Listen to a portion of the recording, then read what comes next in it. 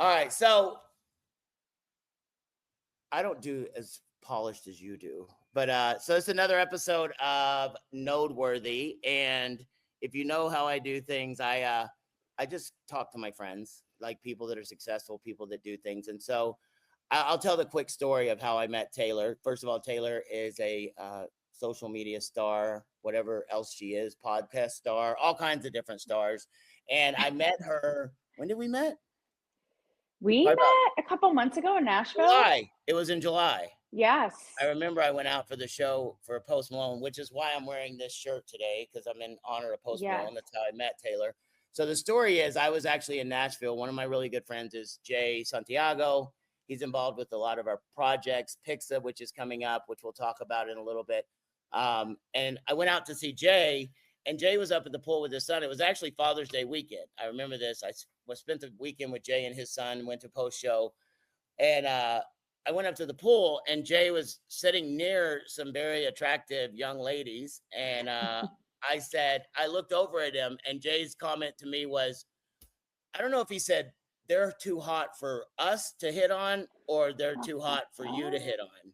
And I said, first of all, nobody's too hot for me to hit on. They may be too smart to fall for it, but they're not too hard for me, at least try. And then it was funny because we left it alone or whatever. And then we saw y'all downstairs.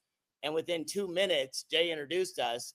I had no clue that you were in the same kind of space that I'm in a little bit. Mm-hmm. When it comes to Web3, I know, like, listen, I know nothing. I know a little bit less than nothing about crypto and Bitcoin and Web3 than I did a year ago, because I've been immersed in it for a year. But I started talking to Taylor, and then come to find out one of her contacts and somebody she's very close to was in Puerto Rico, who is extremely huge in this space. And so I was on my way to Puerto Rico the next day. So the whole That's law of right. attraction, That's everything that right. happened. I mean, I went down to Puerto Rico, and it's funny because two of my business partners, we were going to have lunch with Rob, and I said, I could do one of two things right now. And I feel like you do the same thing I do, is go the extra mile, like really try to make, and I know Blair, your friend, it does that. Like anybody that I know that is successful, they pay attention to the tiny details of how they make other people feel. Like one of the things I teach in seminars is people don't care how much you know until they know how much you care. And so, like, right away, you put me on the phone with Rob. I talked to him. I was going to Puerto That's right. Rico, and I said, listen, I was leaving the next morning. We didn't make it. He called me at like 11:30 at night, and I was honestly about to shit myself, to be honest with you, because I was like, I looked him up, and I knew he knew what he was talking about, and I'm like, Yes. this guy's gonna know I'm a fraud. Like he's gonna know I know nothing about these projects. I understand ride share and the things I'm doing, but I don't understand blockchain and technology.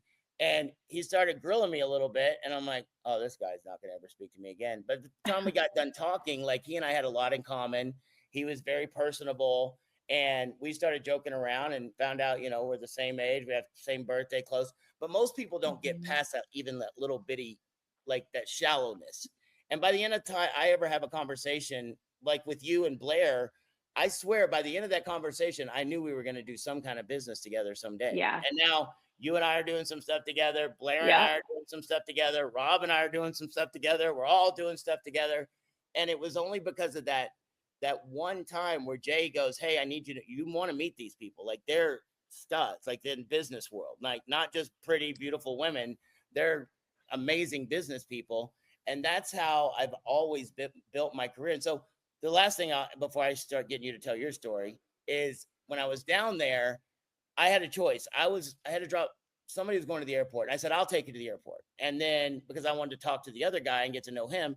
And I told Rob, I said, listen, I could get you an Uber, but I don't want to do that. We're Uber Revo rides not down in Puerto Rico. And I said, I don't want to do that. I'm going to drive and pick you up. And it wasn't a strategic thing as in, oh, if I do this, he's going to know I'm a great person. It was just like, I want him to know I'm a real person. I'm not too good to do something. I picked him up, and it was funny. I was doing a conference call on the way back, getting lost in Puerto Rico, and Rob was chiming in, never met me, and gassing me up, like giving me to my people in my company's like, I don't know much about what y'all are doing, but meeting Paul, blah, blah, blah. And so it's just kind of furthered from there. And like, you and I are doing some stuff with your podcast, and I love watching you interview people because it's so not fake. Like there's so many people that Thank are you. just reading off a call. Like I sent you some questions today, and I said, listen, this is kind of a guide that we won't use, because that's how I am. So one thing I did want to ask, like, how did you get your start in media, and how young were you? Like, was that something you always wanted to do and you just went for it, or is it something that just happened?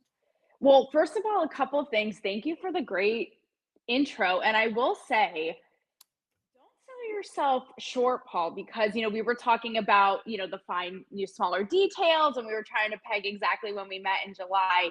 And I actually I have a poster saying with the date with your name on it. To honor the day we met, and I kiss it every night before bed. So I was over here acting like I didn't know. You need to be in a therapy chair. Like, yes, I'm over here acting like I didn't remember when, but really, no. But it's kind of funny because my story sort of goes into what you were just saying about time is of the essence, and it is a rarity for people to move on things quickly. Like, I don't have any time for this Gen Z nonsense. I'm a millennial, but I'd like to think I'm one of the good ones. I'm a tri-state girl, so I move fast. We'll see when we're dead, right? Time is of the essence. So yes, I was always just fascinated actually by interviews and by the human psyche, specifically people who were of note and high profile celebrities. Like, I used to watch interviews of like Johnny Carson or whoever, like under my covers at night in high school, right? So I was always obsessed. You're not allowed to watch them? Is that why you're watching it? No, it's because I was basically a loser, and I was like, oh, like that's what I would be up at night doing. My parents were so strict and missionary. I wasn't allowed. Like, I always wanted to be a comedian. Like, that's what, until I realized how much they got paid and how long it took for them to hit. But my parents wouldn't let me listen to them. So I was listening to like Robin Williams and Richard Pryor and stuff, cussing. I didn't know if you had to listen to them because they wouldn't let you. Oh, yeah, no, it's just because I was just studious and a loser. But basically, I got my start really young. I was, I don't know, 22 out of college, and I got hired at VH1. I was actually producing those co-branded on-air promos. So say you're watching, it'll be like the NFL and Bud Light. Like, I was doing those, right? But I knew I wanted to do editorial and writing and celebrity interviewing. So me being like a little ball buster, I basically went to the SVP of editorial, and I was like, I want to write for you. I'm like 22 in Manhattan. Who? The senior vice president of editorial. Scott Van Pelt. That's the only one What's I know. That? I thought you meant Scott Van Pelt. That's with ESPN. That's the only one I know. Oh, yeah. No. And so I said to him, I just had the balls. I was like, I want to write for you. So he's like, all right, let's see what you got. So I had my full-time producing job, and on the side, I was writing for VH1.com for free.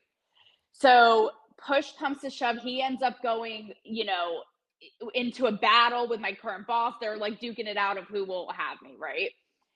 So cut to, again, I was just a little like taking the bull by the balls, and I was like, listen, I want to go out to LA. I want to do red carpet reporting. Like, I'm going. So VH1, you can send me or not, but I'm going. Like, roll with or roll out. So he's like, all right, well, go ahead. Sure enough, Paul, and this is where cancel culture, the cancel culture life chose me. I didn't choose it, but it kind of was a theme that ended up running through my career. But being fresh on the scene in LA now for VH1, I wrote an op-ed about Chrissy Teigen in which I called her out for being a big cyber bully on Twitter. She caught winds of this piece. This is why I say it's like cancel culture before its time. She caught winds of this piece, obviously didn't like it, was tweeting at me personally and VH1, and allegedly called them to have me fired. And in the piece, yes. And they did it? Well, here's what happened. And again, at this point, I'm like 25, and I'm thinking my career's over. This is it. Like, I just moved to LA. I have this huge superstar coming after me personally. So sure enough, VH1 took her side, and they put me on suspension. And in the piece, I basically was saying, like, you're being a hypocrite. You're saying you're being bullied and kind of boy who cried wolf, and then being a massive bully to people you don't even know, right? So perpetuating this toxic cycle. So out of principle, I quit VH1 and just left with no money, no job, no family out there, no nothing. And to this day, I thank Chrissy Teigen because that my whole career blossomed. That's when I kind of fell into red carpet reporting. And sure enough, I wasn't satisfied, right? I was reporting for like Us Weekly, Fandango, you name it. So you were And like a independent at that point? exactly, I was a freelancer. I was a freelancer for Vulture, all these sites. But I was unsatisfied by what we had to ask. You know, it was either bias, you know how it is. It was either, you know, vanilla or how is it? What was your favorite scene? Whatever. So I Right. would go on the carpet and I really reinvented the wheel of red carpet reporting. I took a selfie I hate stick. to say it, sounds like they were trying to make you be like Ryan Seacrest when you wanted to be like Howard Stern. You hit the nail on the head. And what's so funny, Paul, is I always did think I wanted to be a Ryan Seacrest. And as soon as I got out there and saw how fake and robotic it was, I was like, no, F this noise. So I took it and I was like, I couldn't be further from that. So I Not took that it being into my Ryan own hands. Seacrest is bad. It's just different. And it's like It's just not my he is thing. who he It's just is not my and he's thing. good at it, you know. But so many people, like you said, they Right. try to force themselves into that mold. Yep, exactly. So what I would do, I was just like, this is all so fake. So I would go out for assignments for these big magazines, but I created my own platform. So I sort of double dipped without them ever knowing. And it was called Talk to Me Taylor. And I went on all the big, everything, the Grammys, the Oscars, you know, down to Ludacris's trailer, literally with a selfie stick, and got these celebrities to like literally be my best friend and just go deeper and somewhere more interesting and provocative, right? And so, you know, I ended up there was a lot along the way, again, with the theme of free expression and free speech throughout. Like I ended up being the only woman in Playboy who both posed and was featured in the masthead as a contributing writer in the same issue, all about free expression.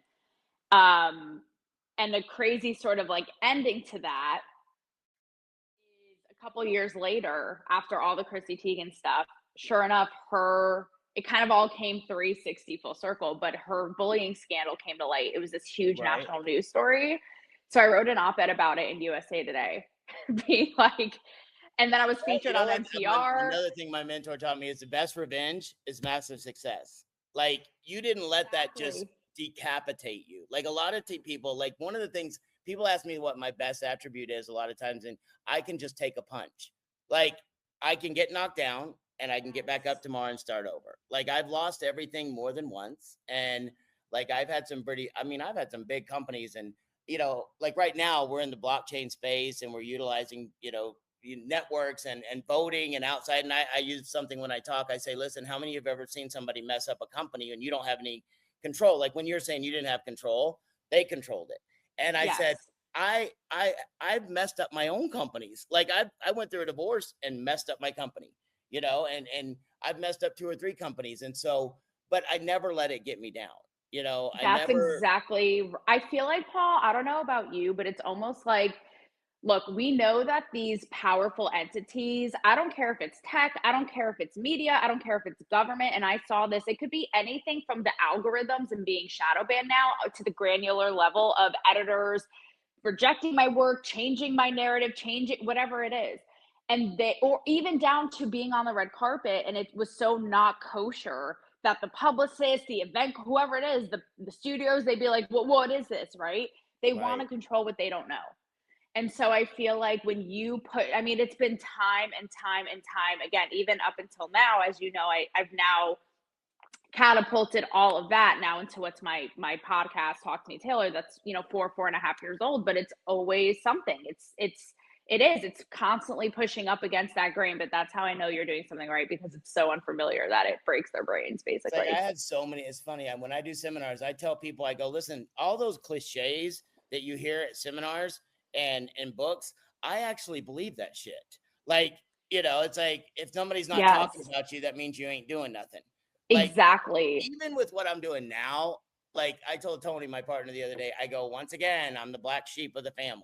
Like, I'm Right. not playing ball like some people think I should play ball in certain aspects, but I know I'm in the right place when that happens. It's like I Yes. know that like any failure I've ever had has what's come next has always dwarfed what I just did by 10,000, you know?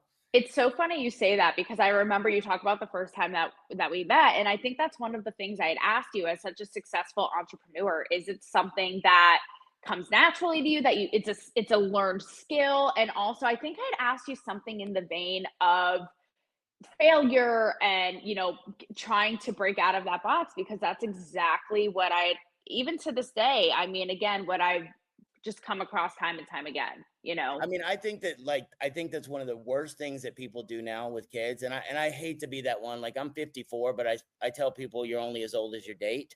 So I'm about 28 to 30. But Exactly. but Exactly. I look at life, and it's like my parents kicked me out when I was 17. Like, my mom says moved out, I said kicked out. Doesn't really matter. I didn't live there anymore. But not that they wanted to. My parents are missionaries. Like, they're good people. But it's Yeah. like they didn't let me get away with stuff. They didn't bail me out of every single thing. They didn't tell me, "Oh, you're the best one." Like, and I don't, and the whole everybody gets a trophy thing. I don't really care. You can get all the trophies you want.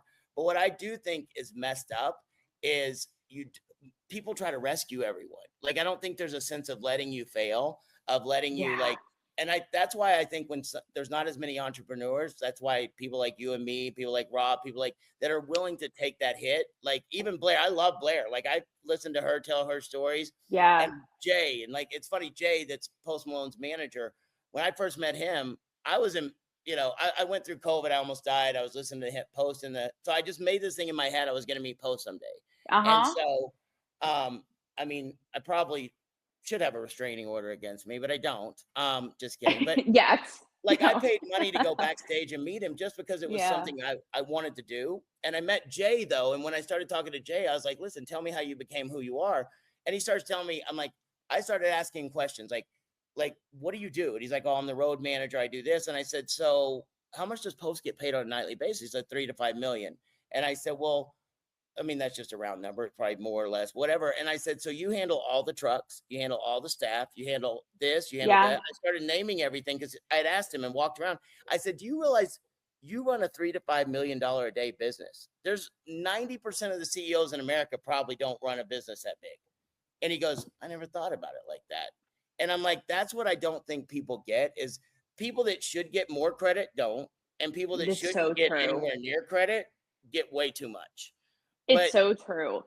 and I don't think people are willing to just get punched in the face. Like, I love No, they're Gary not. Vaynerchuk because he talks about like losing. Yeah. Like, Yes. most of my stuff fails. It's funny because people I they give remember me you so much telling credit me for the that. things that do. I go, you don't see the 20,000 No. stupid ideas I have that I talk about and they go nowhere, you know. And listen, sometimes, exactly. I love that idea of this is what I've learned in entrepreneurship, as you know better. It's funny, I actually just watched The Founder. I know I'm a couple years Oh, behind, but Ray Kroc. one of my But right, favorite movies on that earth. idea, yeah, that idea of A, not taking no for an answer, and B, constantly being willing and eager to pivot. And listen, sometimes I definitely fall victim to the instant gratification mode of this generation. It's just sad.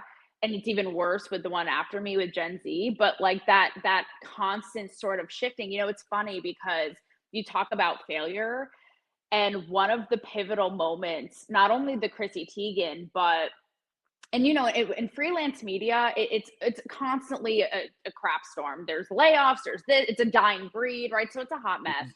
But one of the pivotal moments was when my most lucrative gig was Us Weekly. I was covering something and interviewing everybody literally every day. And they just had a little bout where they had to lay off a slew of basically all of their freelancers. So it was, I really took a hit, right? But also, sort of on a principle, moral basis, I took a hit because they were like, we love you. We know we're going to get our freelance budget back in a couple months. But in the meantime, wait for it. I was like, I'm just I going know to hang exactly myself. what they said. I was like, I'm just going to hang myself with my journalism degree. They wanted me to do recaps of like 90 Day Fiance, like these really cheesy reality shows. So I was like, this is a moral hit, but get a load of this. So I did it. I was like, fine. Again, That's pivoting. also too being willing to take a step back. Exactly. I was like, this is, you know what? I'm not going to let it be a blow to my ego, but get a load of this. This is kind of like your story of what you were saying with your post thing. So I ended up taking this gig for the time being. My editor doing these cheesy reality TV recaps, cut to ended up being the editor at Playboy. Now, mind you, with your thing with posts and how you put it in your head, I have had this dream of being the first woman to pose and write for Playboy. For whatever reason, I was obsessed with it forever since I was like 17. I had this, they had a Playboy logo poster in my room. Like I was obsessed. Cut to this guy ends up being the editor at Playboy. I end up getting hired by them. I interviewed like Rami Malek, was doing all these pieces. And then once I was in with them, that's when I pitched my idea to have, you know, journalists write pieces on free speech and pose. And that's where, again, I wouldn't take no for an answer. Like they were like, yeah, we love this. And months went by and I was like, okay, how about this idea? Okay, how about this idea? And then sure enough, they were like, okay, can we execute in like 2 weeks? So you just had to keep going. You had to keep putting that out there and putting it. And when you know yes. you're right. Like it's funny Exactly. when I started Revo, I know how people look at me. It doesn't bother me in the least bit. When I come up with something, I know some people go, he's done it before. He might pull it off again. But I know there's a lot of my friends, even friends of mine, go, yeah, that's the dumbest idea on earth, but we're not going to tell him. But usually the dumber the idea, the better my outcome is. Like going up against Uber and Lyft, nobody on earth would think they could do that. No. But because of the way I do it, the program, the way I've set it up, like I think we can do it. And like one of the things you and you know are going to be working on it, and with Rob and some of my other friends, is like I look at where people get screwed.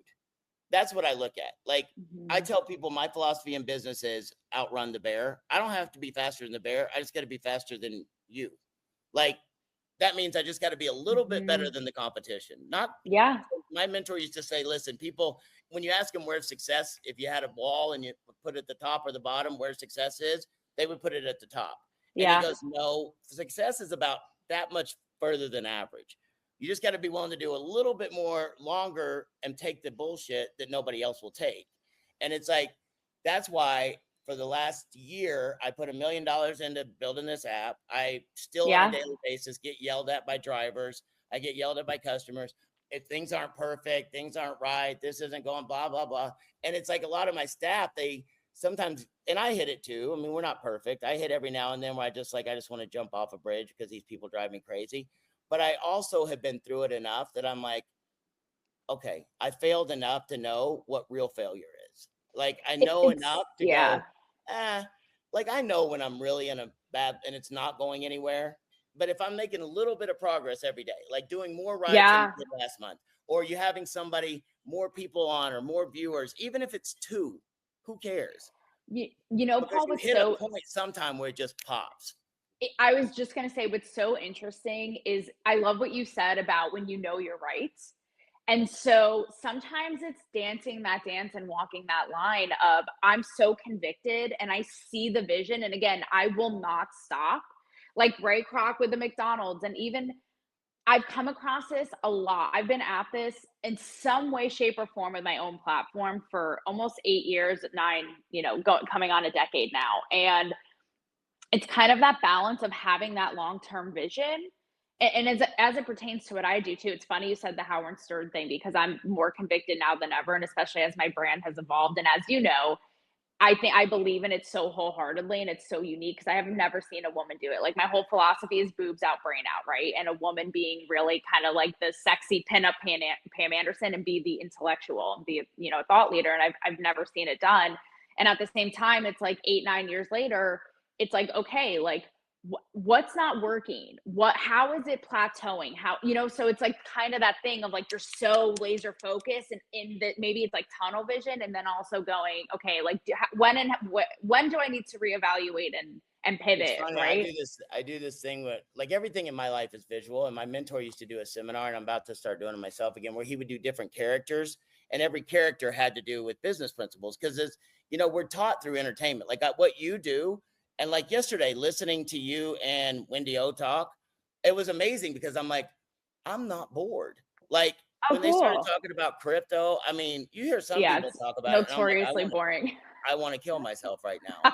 But like hearing her talk about it, like the way she runs her business and the way she's able to do it from home, and like when you were talking about Revo and how you mentioned about being able to get a driver, and she's like, oh, that would be something that I would like to have. She caught up on that stuff, and it's like, but I don't even know where I was going with that thought, but it just went away, which is how I do my whole life. My brain just goes. But see, that's the brain, and it all somehow works. That's the brain of a successful entrepreneur, or ADHD. You know, we'll never know. It's funny. It just hit my head that I'm like, oh, I got to make sure my developer fixes that. Like, but that's like some people in my life, they go, I don't understand how you can do 6 things at once. And I'm like, I don't do them all well. Like I don't, but I go, but I find people that are really much way better than I am, like developers, and I align myself with the right people. So like one of the things like I really pride myself on is that I keep my circle very small, and I have a lot of friends. Like I have probably more friends than a lot of people that I will just call out of the blue and say, hey, what's going on? Because I really consider them my friends. But when it comes down to it, like I'll just tell you a quick story. Like on Saturday, I'm trying to have my son and one of my other friends, they work with me, and like there's like I hate to say the generation because I don't want to sound old, but it's true. Like nobody beats the crap out of anybody verbally anymore because you're not allowed to. Well, on Saturday, I had my son before I left to come down to Columbia, and my son was 30 minutes late to getting to my house. And my other part, like I was trying to teach them how to buy gold, which is one of my projects. And I was like, listen, I have to have certain ways of doing things and certain ways of testing so that they don't buy fake stuff. And I said, if it sticks to a magnet, you can't buy it. Well, they're looking at it and they said, well, this looks like it might be gold here. And I'm like, and they're like, so why wouldn't you? And I go, we're not doing that. Like, don't start questioning me. And it's like, we got a society where everything's a question. Everything is like, you have to answer it. And I'm like, stop. Like, you can't buy it. Should there maybe be some gold on there? I go, do you want me to go through a 20-minute dissertation on exactly how it is? I can do that, but there's no reason for me to do that. Right. Like, just use a magnet. If it sticks to the magnet, don't buy it. But they had to have it explained to them because it's fair. And I went off. Like, if we would have videoed that, I would have canceled myself because I called him.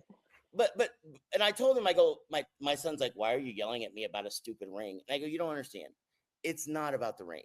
It's about everything that has led up to this. Like, you're 22 years old. I love you. You're my son. I'll always love you. But I'm also not going to accept mediocrity from you. If you want to be mediocre, go hang out with somebody else. If you want to be better, like, I just want you to find something you're passionate about. It doesn't have to be what I'm passionate about. Yeah. Sitting at home playing video games, unless you can turn it into money making, why? I love that. And I just went off on them. I called them losers. I'm like, you two losers are living in my house, living off my money. And guess what? What happens if I get outside and get hit by a bus? You're screwed. Like, you don't have problem solving skills. You don't have how to negotiate with people. You don't even know how to talk to people. I said, the biggest thing I learned over my life is when I was homeless, because I was like, nobody's getting me out of this. I'm living in my friend's car. I got to figure out a way to do this. Love that. I started working at a job, and then I'm like, all right, now I can get out of the car and get a hotel room for a couple. And I'm not saying everybody ever, and I don't want anyone to ever go down to that level. I was going to say, very Sylvester Stallone of you. Yes. But most people don't have to go down to that level. Like, they hit a level, like I had to hit a rock bottom. They talk about it with drug addicts. I had to hit a rock bottom, and I'm not letting anybody else. Somebody was trying to get into my waiting room. Excuse us. Well, actually, I will say I do have to hop in 2 minutes because as per this convo, I actually have and this is sort of outside of my, again, pivoting and outside of my comfort zone. I actually have a call. I went on a limb here and asked a very, very successful radio TV personality who I'm friends with to take a look at my platform and my site. And I'm like, could I just hop on a call with you and you can tell me like what's missing, what I could tweak, what. So I walk the walk. Most people don't understand that part of right there is that's a mentorship. Like I went to one of my friends one time and said, I need you to trash my business. They're like, what? I just put it nicely, but basically, yes. I need you to rip it to shreds because nobody else will. They'll tell me how great it is. Yes. So Yes. good. Well, I won't keep you, but we need to continue these conversations because, Yes. like, I think that there's so much value that you bring to females in the world. I think there's not enough female leadership that's willing to just get out there and lead. Like, there's a whole No. generation of women that have so much talent, that have so much going for them. I would rather work with women than I'd rather work with men. 100%. In my company, the best people that I have that run these things and get the most done are the women because I they love that. they do more than We anybody else. we So are if I always say it's like the yin and the yang, and it's like the reason I love working with men too. It's like we offer different things in leadership and executing that the other we just that we have different skill sets and ways of thinking. And even like just to end it, what you said about women in leadership, and I found this a lot, right? I covered a ton of these summits, and I covered a Teen Vogue summit one year, and Hillary Clinton spoke, like all this kind of stuff, right? Women in entertainment, variety, whatever. And a big issue I have with it is how it's always the sort of like victim, woe is me mentality of like, we need to break the glass ceiling and we're under the thumbs of men. And I hate that. It's like, okay, let's like acknowledge we've come a long way. We're chipping away at it and we're kicking ass and we're killing it. I just don't think that dwelling on that like mentality helps us. So I'm definitely not for that. And I see such a I think better women way should to do what men do. Use men for what they're good at. Men have take been their doing that to women for years. literally, yes. Let And I guys think go women, talk in front of people. Let guys go do whatever they do, and then just use them to make all the money. Like, I'm honestly, telling you, I give more credit to the yeah. women in my company than I'll ever take myself because if it wasn't for them, I know nothing would get done. Like, they stay on top of me, they stay on top of my guys. They're very conscientious, and like, I think our world is changing. We just have to let it change. And women get in their own way, and they perpetuated this thing, and they're like afraid of their own shadow. And I really think it's almost like you said, use men to get. It's like take your dicks out like dudes do, and just be like, hey, like I think there's a lot we can learn from men of just asking for what we want, being more direct, and So what that we is that learned on that. today is take your dicks out. The moral of the story. I All mean, right, go talk doesn't to it? your friend. Yes, yes. I will Go do your report thing. back for All sure. right, I'll talk to you soon. Thanks, Paul. Bye. Bye.